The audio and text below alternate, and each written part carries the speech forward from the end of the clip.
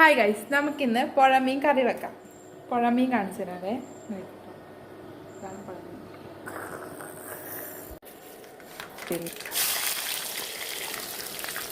അത് നമ്മൾ ഇത് വാക്കണം ഗൈസ്. അത് കഴിഞ്ഞ് വേണം ഈ തക്കാളി ഇട്ടിട്ട് വാട്ടാം. തക്കാളി തമ്മ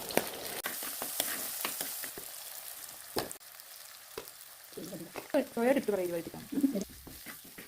കറണ്ട് പോയി ഗൈസ്. അല്ല എന്താ ഇതുപോലെ തന്നെ വിളിച്ചിട്ടുണ്ട്. ഇതൊക്കെ അതിൻ്റെ നെയ്യാണ്.